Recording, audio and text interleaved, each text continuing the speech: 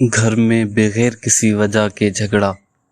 اگر کسی گھر میں بغیر کسی وجہ سے جھگڑا طول پکڑ لے اور ختم ہونے کا نام نہ لے تو یہ دعا اللہم الف بین قلوبہم واصلح ذات بینہم وانصرہم علی عدوک وعدوہم روزانہ فجر کی نماز کے بعد 101 مرتبہ پڑھیں، اول آخر 7 مرتبہ درود شریف کے ساتھ۔